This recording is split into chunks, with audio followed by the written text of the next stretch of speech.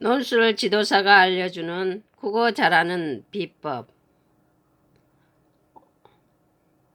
오늘은 허생전 2부를 이어서 하겠습니다. 작가는 박지원입니다. 참고 교재는 지학사입니다. 1부에 이어서 2부를 하겠습니다. 교재로 들어가 보겠습니다. 8번. 이때 변산에 수천의 군도들이 우글거리고 있었다. 군도란 때를 지어 도둑질을 하는 무리입니다. 당시의 시대상을 드러냅니다.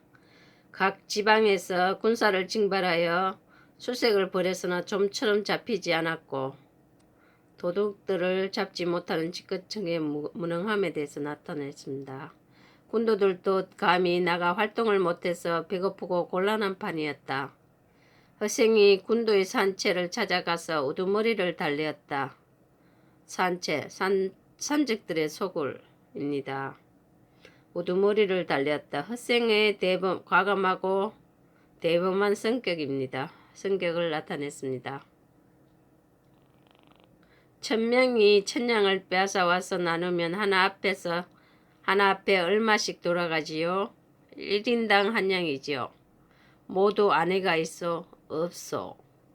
논밭은 있어? 군도들은 어이없이 웃었다. 땅이 있고 처자식이 있는 놈이 무엇 때문에 괴롭게 도둑이 된단 말이오. 살기 어려워 군도가 되었음. 당시의 사회상을 보여줍니다. 정말 그렇다면 왜 아내를 얻고 집을 짓고 소를 싸서 논밭을 갈고 지내려 하지 않는가? 그럼 도둑놈 소리를 안 듣고 살면서 집에는 부부의 낙이 있을 것이요.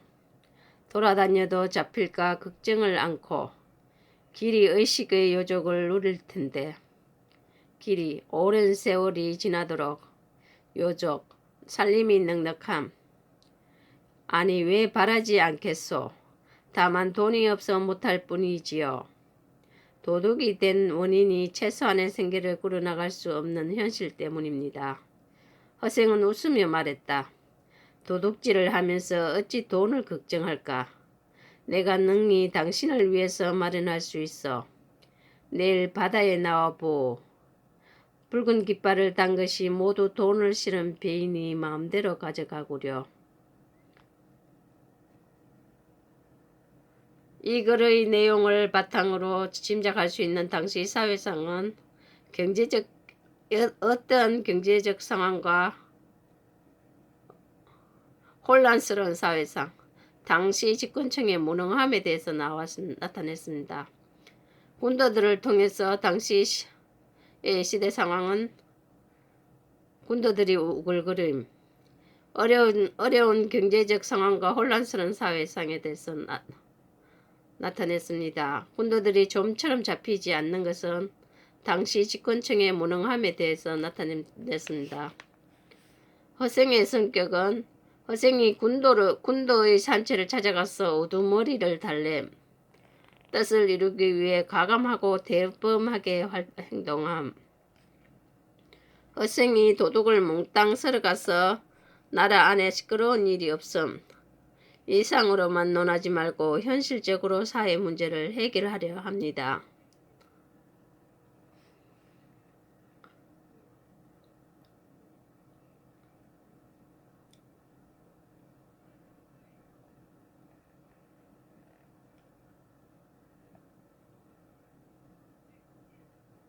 허생은 웃으면서 말했다. 도둑질을 하면서 어찌 돈을 걱정할까? 내가 능히 당신들을 위해서 마련할 수 있어. 내일 바다에 나와보. 붉은 깃발을 단 것이 모두 돈을 실은 배인이 마음대로 가구려.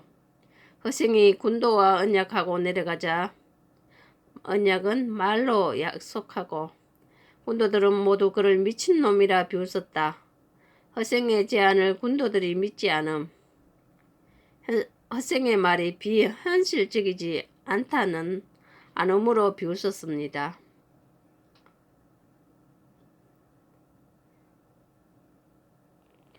8번의 전체적인 내용은 민생을 안정시키지 못하는 집권층의 무능을 비판했습니다. 9번은 이튿날 군도들이 바닷가에 나가 보았더니 과연 허생이 30만 양의 돈을 싣고 온 것이었다. 몇 석으로 번 돈입니다. 모두들 대경에서 허생 앞에 줄지어 절했다. 크게 놀람. 허생을 믿고 따르게 함. 오직 장군의 명령을 따르겠소이다. 허생이 비범한 인물임을 알고 호칭이 바뀝니다. 너희들 힘껏 짊어지고 가거라. 이에 군도들은 다투어 돈을 짊어졌으나 한 사람이 100량 이상을 지지 못했다. 너희들 힘이 한껏 100량도 못 지면서 무슨 도둑질을 하겠느냐. 이제 너희들이 양민으로 데려고 해도 선량한 백성, 일반 백성을 말합니다. 이름이 도둑의 장부에 올랐으니 갈 곳이 없다. 군도들이 빈섬으로 갈 수밖에 없는 상황입니다. 내가 여기서 너희들을 기다릴 것이니 한 사람이 100량씩 가지고 가서 여자 하나 소 한 피를 거느리고 오너라. 가정을 꾸리고 농사를 짓기 위한 최소한의 조건입니다. 허생의 말에 군도들은 모두 좋다고 흩어져 갔다. 허생은 몸소 2,000명이 1년 먹을 양식을 준비하고 기다렸다. 군도들이 빠짐없이 모두 돌아왔다. 드디어 다들 배에 싣고 그 빈섬으로 들어갔다. 허생이 도둑을 몽땅 쓸어갔어 나라 안에 시끄러운 일이 없었다. 허생이 군도들을 이끌고 빈섬으로 갔다는 내용입니다.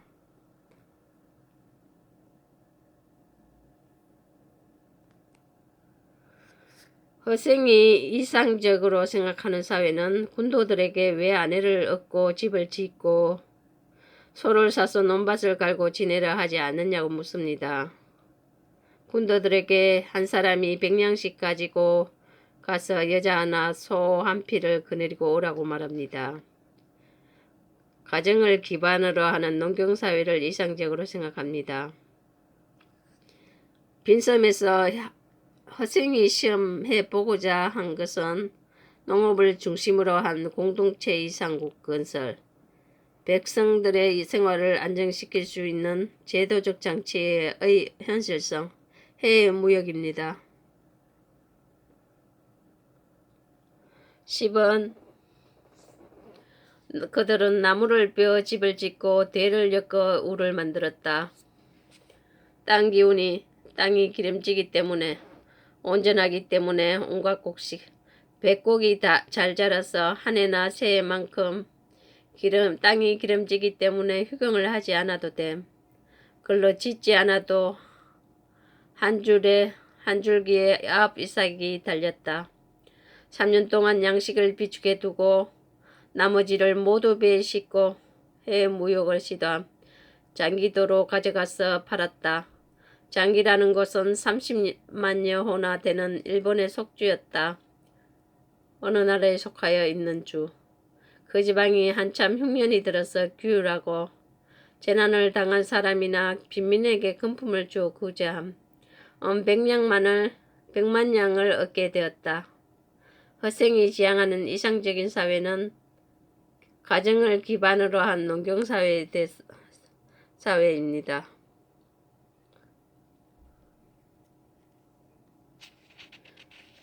이 페이지는 민생을 안정시키지 못하는 집권층의 무능을 비판을 했습니다. 8번은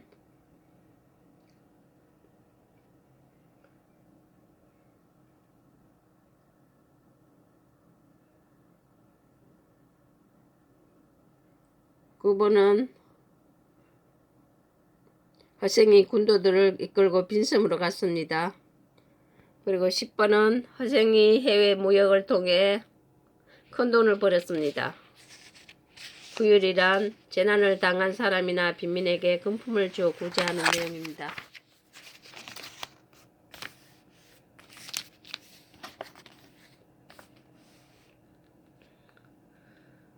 허생의 한계는 상인을 장사치로 낮춰 사표현함으로써 자신은 장사꾼이 아닌 선비임을 강조합니다.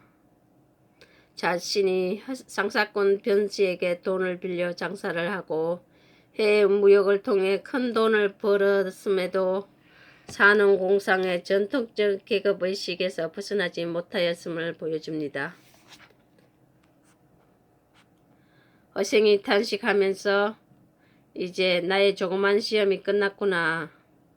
조그만 시험이란 빈섬에서의 이상적 사회 구현 시도 하고 이에 남녀 2,000명을 모아놓고 말했다. 내가 처음에 너희들과 이 섬에 들어올 때엔 먼저 부하게 한 연후에 따로 문자를 만들고 일관을 새로 제정하려 하였더니 그런데 땅이 좁고 덕이 열분이 빈섬의 한계, 허생이 섬을 떠나는 이유입니다. 나는 이제 여기를 떠나련다. 다만 아이를 낳거들랑 오른손에 숟가락을 쥐고 기본적 간섭을 지켜라는 말입니다. 하루라도 먼저 난 사람에게 먼저 먹도록 양복해 하여라. 장유유서입니다. 다른 배들을 모조리 불사르면서 가지 않으면 오는 이도 없으렸다. 자신이 만든 빈섬을 지키려 함. 하고 50만 양을 바다 가운데 던지며 바다가 마르면 주워갈 사람이 있겠지. 100만 양은 우리나라에도 용납할 곳이었거늘 하물며 이런 작은 섬에서라 했다. 그리고 그를 아는 자들을 골라 모조리 배에 태우면서 이 섬의 화근을 없애야 되지 했다. 화근이란 공리공연만 일삼는 지식인에 대한 비판입니다. 허생이 시험을 끝내고 빈섬을 떠납니다. 전개인은 허생은 해외 무역으로 큰 돈을 번 후에 그를 아는 자와 함께 섬을 떠납니다. 시비는 허생은 나라 안을 두루 돌아다니며 가난하고 의지 없는 사람들을 구제했다. 그러고도 은이 10만 양이 남았다. 이건 변씨에게 갚을 것이다. 허생이 가서 변씨를 보고 나를 알아보시겠소. 세월이 흘렀기 때문. 하고 묻자 변씨는 놀라 말했다. 그대의 안색이 조금도 나아지지 않았으니 혹시 만양을 실패보지 않았소. 변씨의 한계는 외양을 통해 성공과 실패를 판단함. 허생이 웃으며 재물에 의해 얼굴에 기름이 도는 것은 당신들 일이요. 허생의 계급의식의 한계, 상인을 무시함. 만양이 어찌 도를 살찌게 하겠소. 재물에 연연해 하지 않는 허생의 태도에 대해서 나타납니다. 그리고 10만 양을 변씨에게 내놓았다. 내가 하루아침에 주림을 견디지 못하고 그릴 길을 중도에 피하고 말았으니 당신에게 만양을 빌렸던 것이 부끄럽소.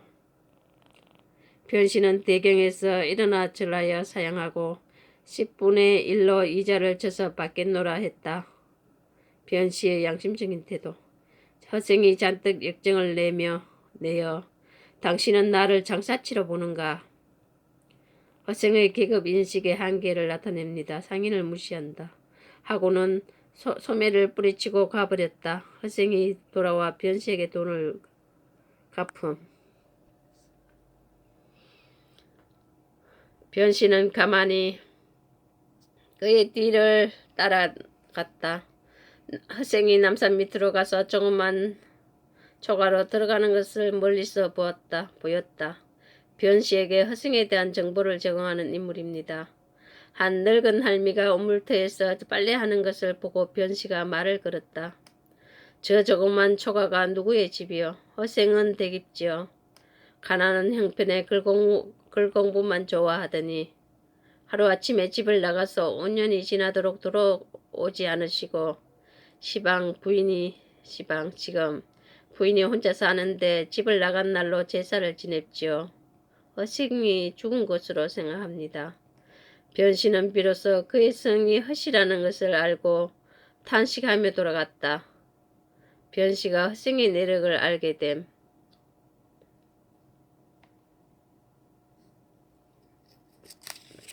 허생이 썸을 나오면서 한 일이 무엇인지 정리하고 그렇게 한 이유에 대해서 생각해 봅시다.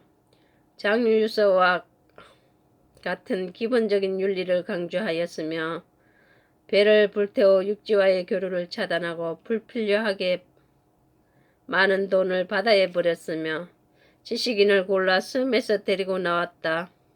그리고 자신이 실행한 조그만 시험의 성과를 지켜 섬이 이상적인 모습으로 남기를 바라는 의도를 볼 수 있습니다.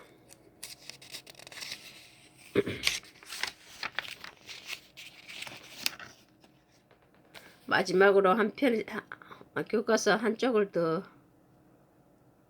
두 쪽을 더 읽어보겠습니다.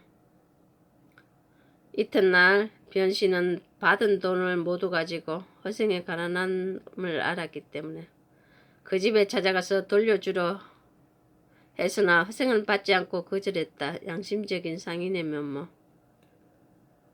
내가 부자가 되고 싶었다면 100만 냥을 버리고 10만 냥을 받겠소.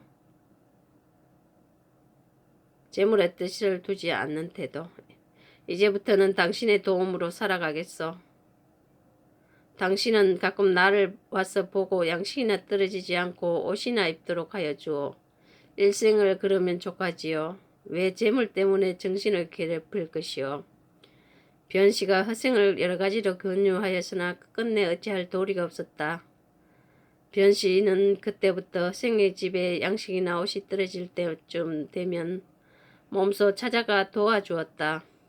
허생을 존중하는 변씨의 태도에 대해서 나타냅니다. 허생은 그것을 헌연히 받아들였으나 헌연이란 기쁘거나 반가워 기분이 좋게 혹 많이 가지고 가면 좋지 않은 기색으로 나에게 재앙을 갖다 맡기면 어찌하오. 온관념은 재물에 대한 부정적 인식입니다. 하였고 혹 술병을 들고 찾아가면 아주 반가워하며 서로 술잔을 기울여 취하도록 마셨다. 허생과 변씨가 친교를 삼. 정계 3은 허생은 변씨에게 빌린 돈을 갖고 그와 친교를 삼. 이렇게 매트를 지내는 동안에 두 사람 사이의 정의가 날로 두터워갔다. 사귀어 두터워진 정. 어느 날 변씨가 5년 동안 어떻게 100만 냥이나 되는 돈을 벌었던가를 조용히 물었다. 허생이 대답하길 그야 가장 알기 쉬운 일이지요. 조선이란 나라는 배가 외국에 통하지 않고 해외 무역을 하지 않음. 수레가 나라 안에 다니질 못해서 국내 유통을 할 수 있는 교통이 발달하지 않음. 온갖 물화가 제자리에 나서 제자리에서 사라지지요. 무릇 1000냥은 적은 돈이라 한 가지 물종을 독점할 수 없지만 그것을 열로 쪼개면 100냥이 열이라. 또한 10가지 물건을 살 수 있겠지요. 단위가 작으면 굴리기가 쉬운 까닭에 한 물건에서 실패를 보더라도 다른 9가지의 물건에서 재미를 볼 수 있으니 이것은 보통 일을 취하는 방법으로 조그만 장사치들이 하는 짓 아니요. 대개 만냥을 가지면 좋게 한 가지 물종을 독점할 수 있기 때문에 허생이 사용한 방법입니다. 수레면 수레, 전부 배면 배를 전부, 한 고을이면 한 고을 전부를 마치 총총한 그물을 훑어내듯 할 수 있지요. 총총한 들어선 모양이 빽빽한 모양. 묻에서 나는 10,000가지 중에 한 가지를 슬그머니 독점하고 매점하고 물에서 나는 10,000가지 중에 슬그머니 하나를 독점하고 어원의 10,000가지 약재 중에 슬그머니 하나를 독점하면 한 가지 물종이 한 곳에 묶여 있는 동안 모든 장사치들이 고갈될 것이매 이는 백성을 해치는 길이 될 것이요 자신이 사용한 방법의 폐단을 지적함. 후세의 당국자들이 만약 나의 이 방법을 선다면 반드시 나라를 병들게 만들 것이요 허생이 변씨에게 자신이 돈을 번 방법을 말해줌. 처음에 내가 선뜻 만냥을 끼워줄 줄 알고 찾아와 청하였습니까? 허생은 다음과 같이 대답하였다.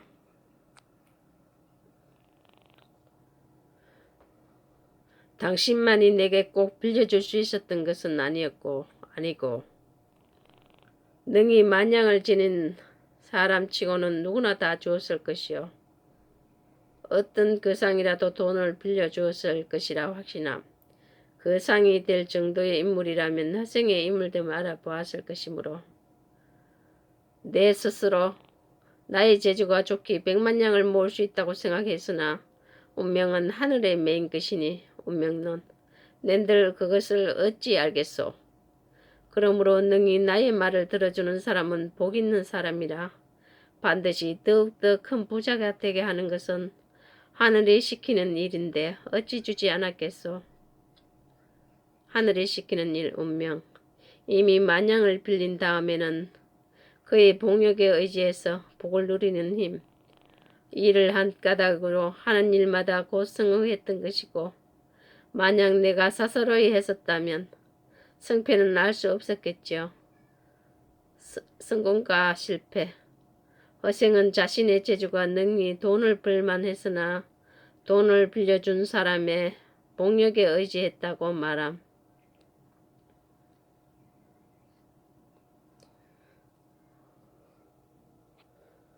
허생이 100만냥을 버는데 사용한 구체적인 방법의 내용과 그러한 방법에 대한 허생의 생각은 어떤지 서술해 본다면 조선 경제의 구조가 취약한 것을 이용하여 매점매석으로 돈을 벌였다. 백성을 해치는 길이니 경계해야 한다고 생각하였습니다.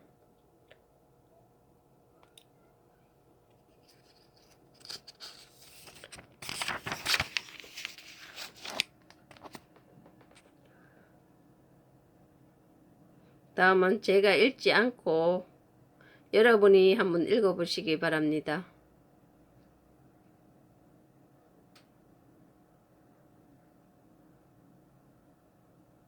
책을 이 교과서를 한 10분 정도로 유튜브를 통해서 한번 들어보시기 바랍니다.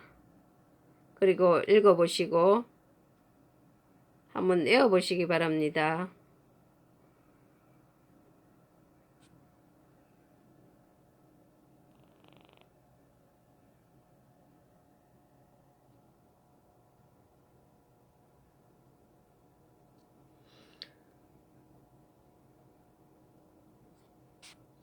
그렇다면 너는 나라의 신임받는 신하로군.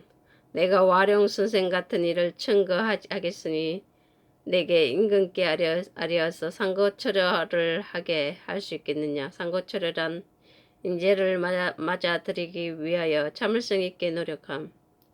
중국 삼국시대의 촉한의 유비가 제갈량을 맞아들이기 위해 그의 초기에 3번이나 찾아갔다는 데서 유래함.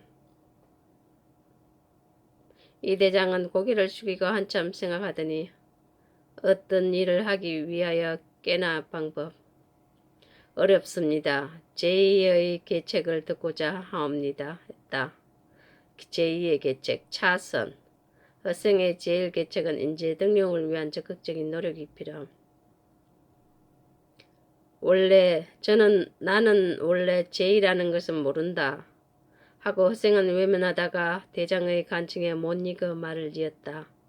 명나라의 장졸들은 조선에 은혜가 있다고 하여 임진왜란 때 명나라의 조선 원병 파병 그 자손들이 많이 우리나라를 망명해 와서 정처 없이 떠들고 있으니 너는 조정에 청하여 종실의 딸들을 내어 모두 그들에게 시집 보내고 훈척 건기의 집을 임금의 친척 지위가 높고 권세가 있음 또는 그런 사람 빼앗아서 그들에게 나누어 주게 할 수 있겠느냐.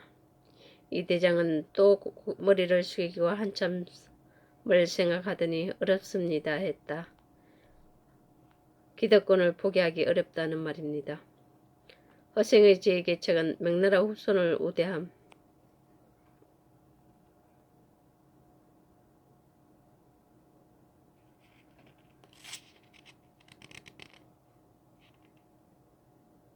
허생이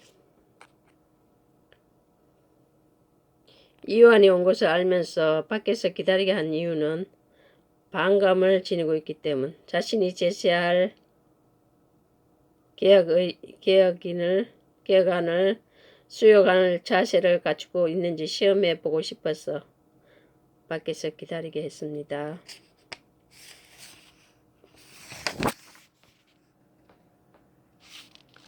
이것도 어렵다 저것도 어렵다. 도대체 무슨 일을 하겠느냐.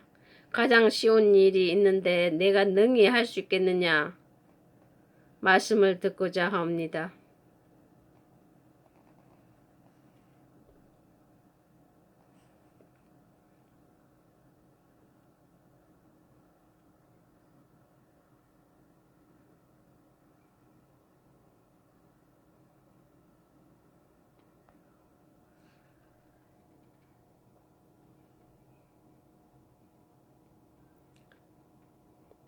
내가 세 가지를 들어 말하였는데 너는 한 가지도 행하지 못한다면서 그래도 신임받는 신하라 하겠는가.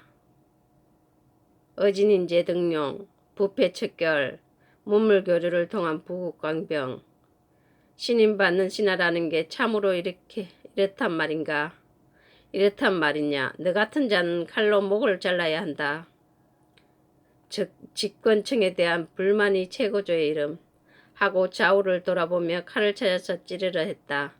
이 대장은 놀라서 일어나 급히 뒷문으로 뛰쳐나가 도망쳐 돌아갔다.